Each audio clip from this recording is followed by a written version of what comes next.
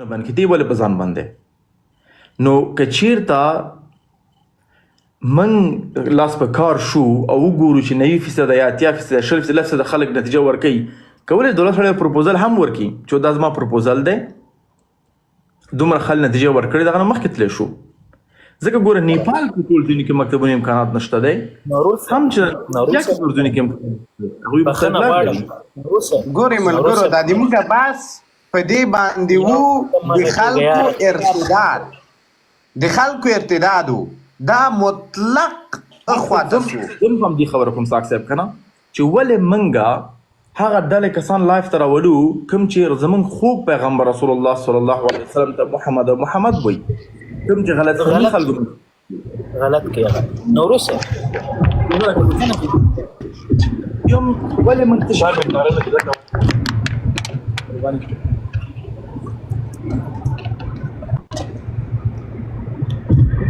سلامونه دې بیا ورسیږي نوروز صاحب ته د هم چنان ځکه چې نوې راغی نوروز صاحب خبره داسې ده چې تاسو د پروپوزل خبره وکړه د دولت دپاره تاسو فکر نه کوئ چې د اصل کې دا دولت نه غواړي چې دا ولس با تعلیم اوسیږي هغه ځکه چې په خوست کې یو رادیو چې هغه د رادیوي د خپرونو د لارې جنو ته یو کلاس جوړ کړو هغه ځینې د عصري زده کړو یو سمس چلو اته هغه رادیو باندې هم هغه خپرونه بند شوله تقریبا د نن 3 میاشتې مخکې او تاسو دا حق نه لرئ چې داسې یو خپرونه دلته په رادیو کې وچلوئ اوس مهمه دا ده چې موږ باید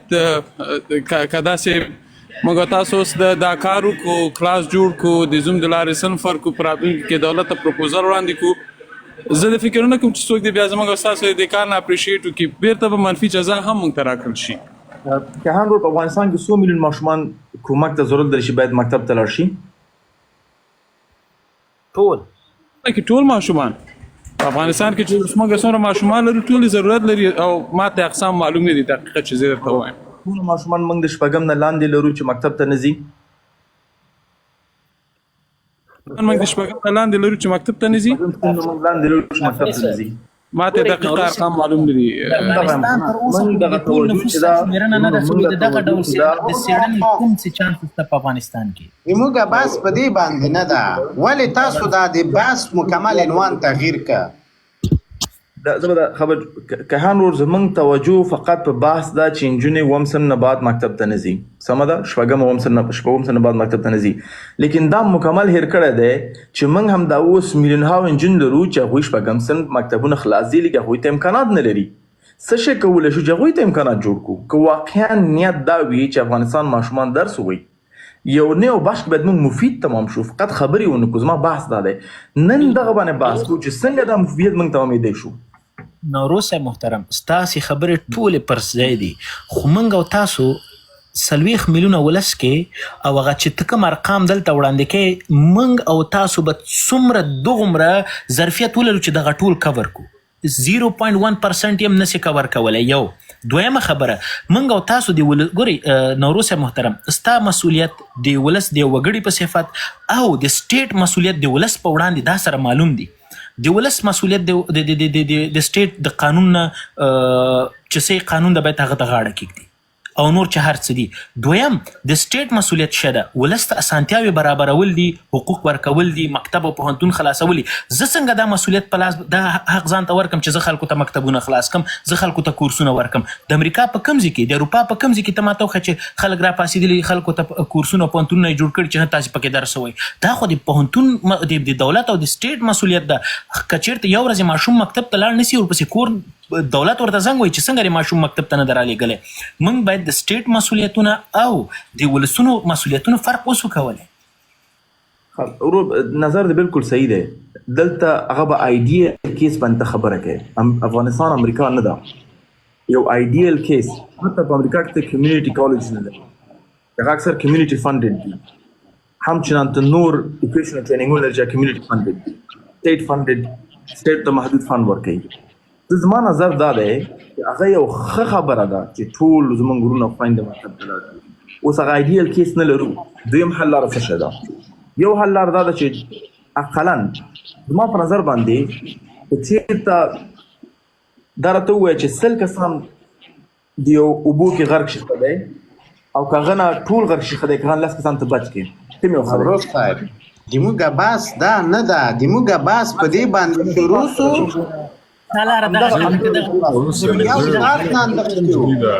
زه یو خبره کوم دلیل چې کوم دو د نوروز صاحب دا نوروز صاحب زما په خیال تاسو په سوشل سایکولوژي او په سوشل ساينسز باندې څېړل نه د کړی دا کوم پروپوزل چې تاسو راوړو دلته او زه د کوزي پښتونخوا په سیر یو خبرو کوم افغانستان ځوانان د خپل نشي پدې او کوم پروپوزل چې تاسو دلته پیش کړلو چې موږ به د سکارو کو موږ به تعلیمي ادارې او ولسته به موږ تعلیم ورکو دا تاسو فساد ته لارې خلاصوي فساد ته څنګه زه دلیل درکوم په کله یو هیواد کې چې ایجوکیشن یا تعلیم ورکړی کیږي نو هغه داغي کنټرول هغه باندې نظر ساتل دا د هیواد ذمہداري ده کنټرولینګ اتھارټي وی لکه بورډ اف ایجوکیشن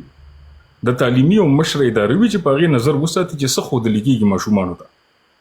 دا کتا سو دا لار خلاص کړه په افغانستان کې چې هر سړی راځي خپل مکتب خپل کتابونه خپل هر څه خودلی شي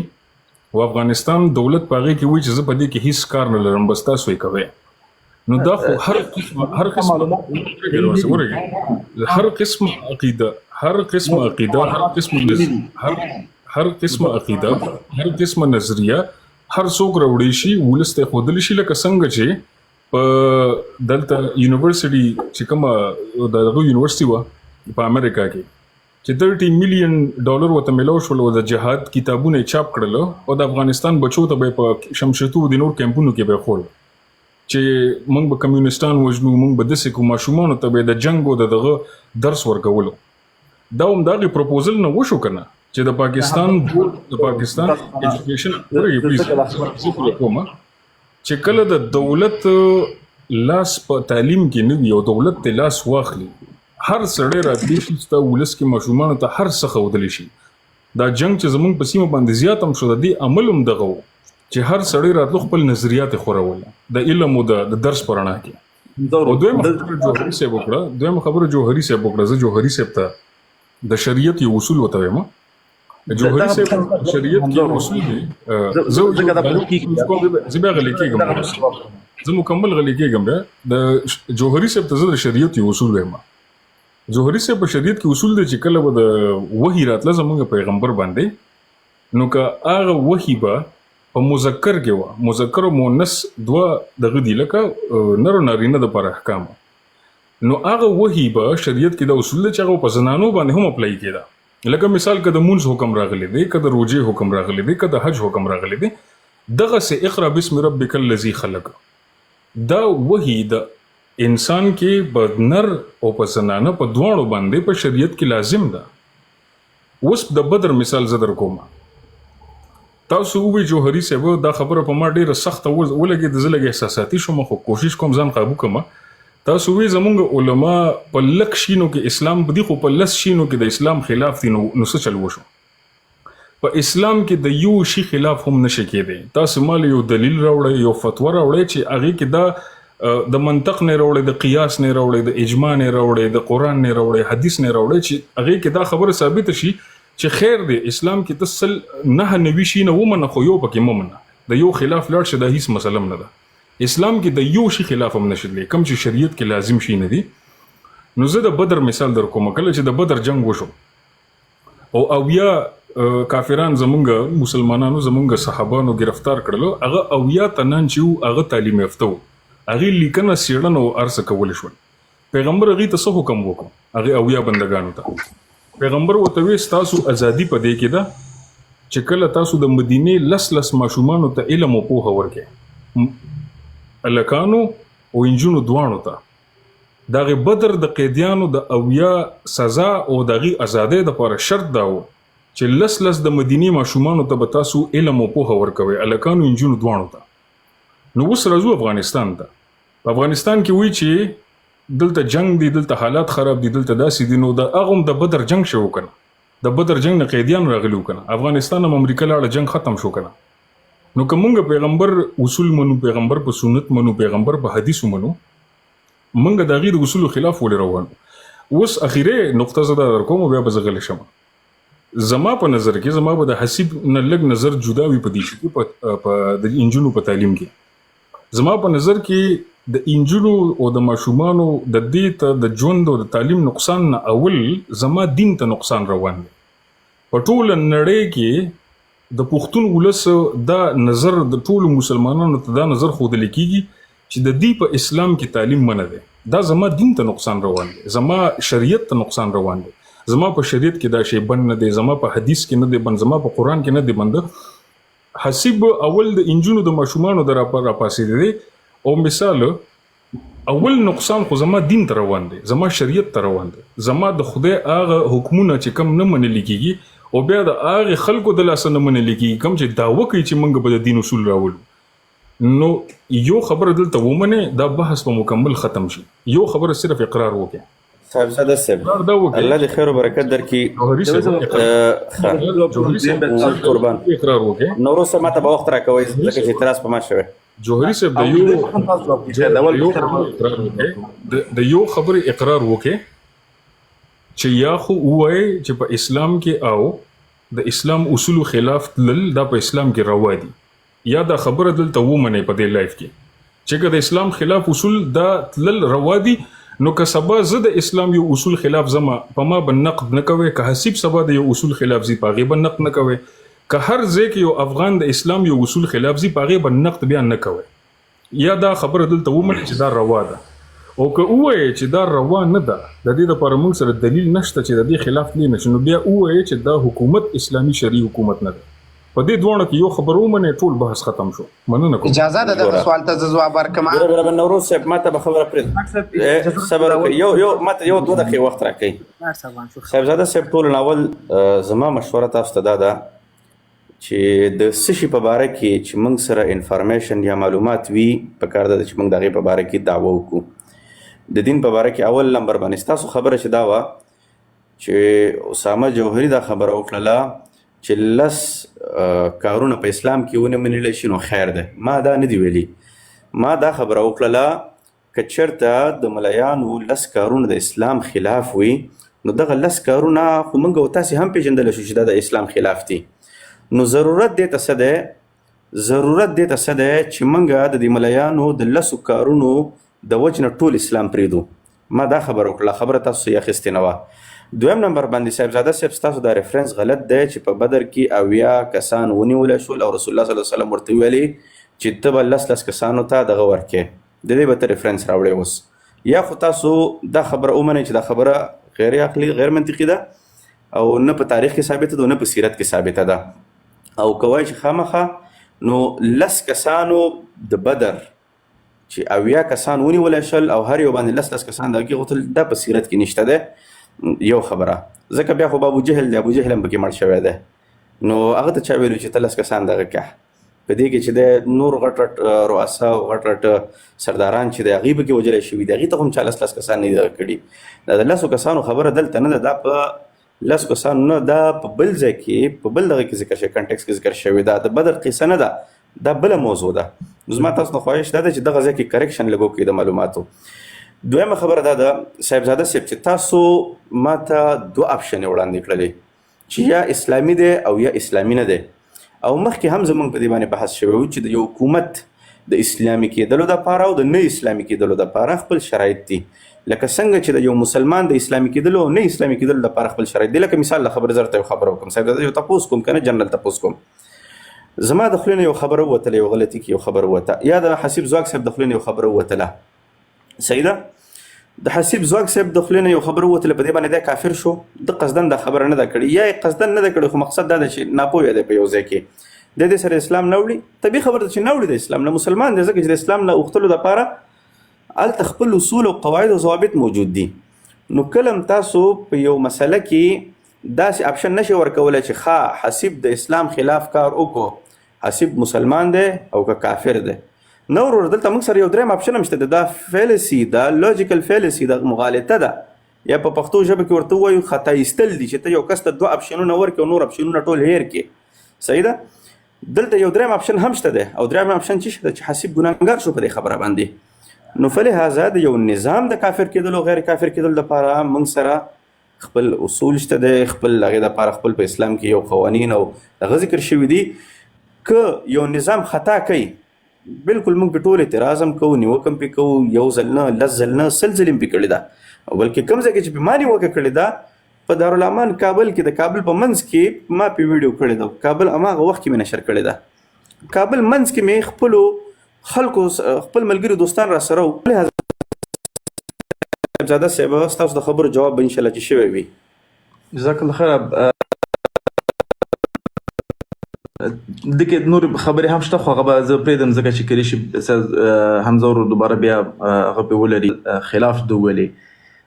غټ انتقاد دا و چې که موږ یو کرکولم درس ورکوو سبا دوباره بیا هغه جنګ جوړوي، هغه کنټرول کیږي نه، څنګه موضوع ده. فکر کوم چې دا موضوعات په دې پیدا کیږي چې زموږ حمزه ورور افغانستان ته سفر نه ده کړی، افغانستان ته تللی نه دی او بیا هلته فی الحال د سیسټم نه هم خبر نه دی څومره کارونه هلته کیږي. الحمدلله څلور مکتبونه هلته زه مخکې وړم، نو هغه ټول کرکولمونه تیار جوړ دي، شته دی او نظام یې کنټرول کوي، څه شی درس وایي او هر یو مټیریل جوړ دي. زما دلته پوینټ دا و چې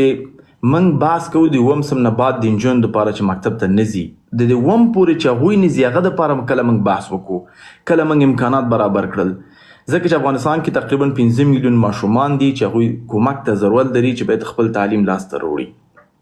نو موږ باید هغوی ته هم امکانات برابر کړو او هیڅ نوع مشکل نشته. الحمدلله یعنی په زرهاو ماشومان چې موږ امکانات برابر کړي دي هغوی مکتب ته ځي. او صرف دا نه چې مثلا اوس افغانستان کې دا پروپوزل اپلیکیبل دی. صاحبزاده په دې خبر نه وي چې زه پاکستان په خیبر پختونخوا کې هم مکاتب لرم او هغه سپورټ کوم، یونیورسل اپیل په نوم باندې همداسې نور مکاتب دي چې زموږ قمر یو کې سپورټ کوي چې سلهاو ماشومان د خیبر پختونخوا مکتبونو ته ځي او هغوی خپل درس وایي.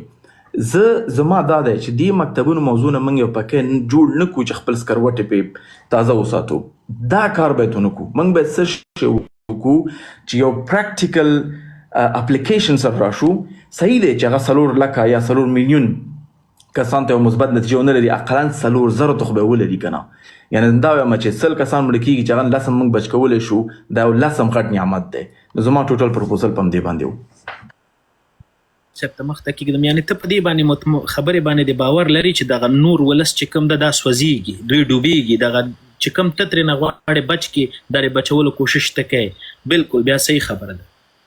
هر ورځ زموږ خویندې ورونه مکتب ته نه ځي، تعلیم نه بچ کېږي، دا یو عظیمه تاوان دی هغوی ته، زموږ ملک ته، مسلمانانو ته. بدون شک دا جدي مسله ده. باید هر مسلمان خپل وس پورې یو څه شی وکړي تر څو پورې یو نوه کومک دوی خو وسي. همدغه خبره موږ به تاسو ټول حق جوړیږي د دې ولس په صفت یې باید وکړو چې دو کې چې څومره موږ د اوبو نه راویستلی سو، له اوره یې راایستلی سو، وبه یې باسو، نور چې کم سوځېږي هغوی ته به بس ګورو. نو بل خاص هم د وسه نه دي پوره او د هغې مسؤل څوک دی؟ حاکم نظام دی. مننه. انشاءالله چې پریکټیکل اپلیکیشن وي دا به ډېر ښه وي په هر څه کې. زه به دا دوه خبرې لږې تازه کړم. جوهري صاحب اول تاسو ووایي چې د اویا قیدیانو د بدر په سیرت کې یو ځای کې هم نشته، نو ستاسو څو ریفرنسز پکار دي؟ یوم پکار دي، دوم پکار دي، 3 4 څو ریفرنسز درکم؟ صاحبزاده صاحب اویا قیدیان پکې شته دی، خو دا پکې نشته دی چې هر یو قیدي به 10 کسانو ته سبق ښیي. صحیح ده. اویا قیدیان څو ریفرنسز هم پکار دي؟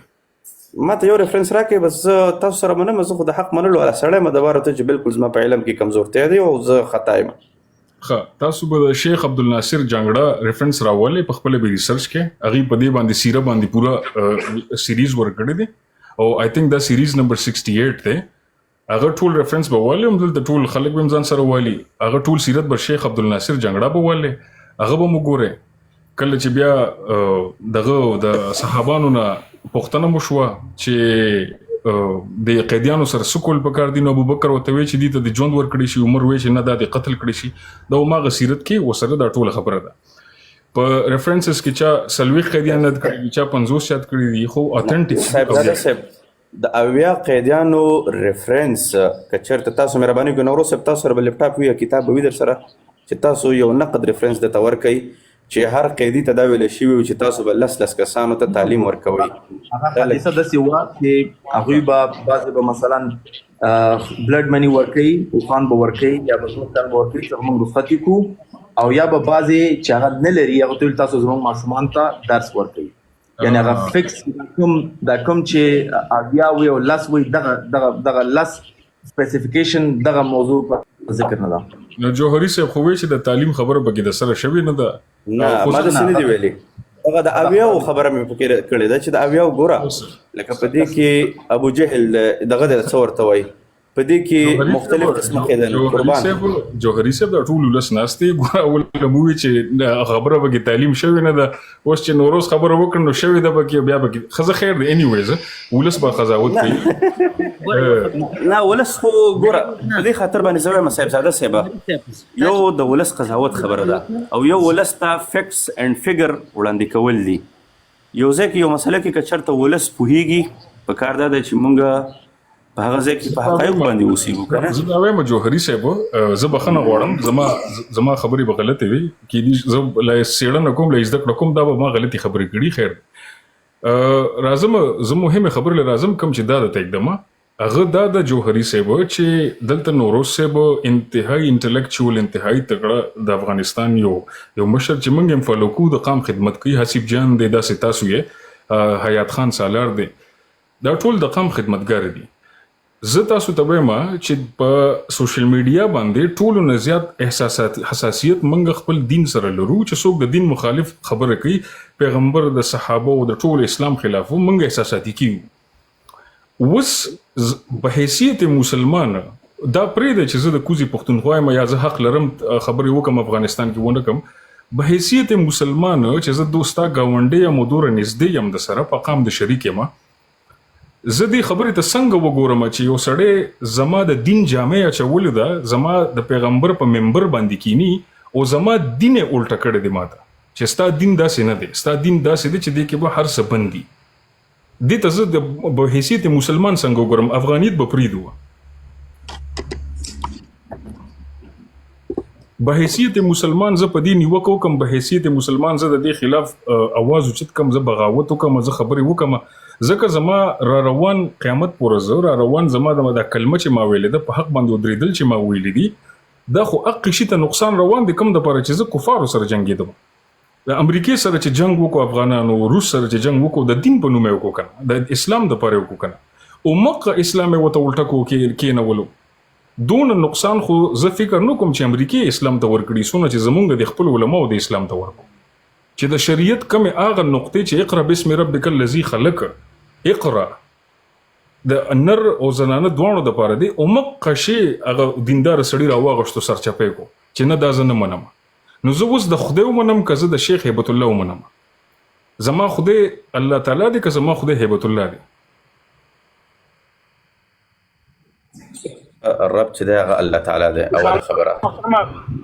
تاسو ټولو په اجازه فقط ډیر انتظار مې کو دوه کوچنی پوښتنې لرم اسامه صاحب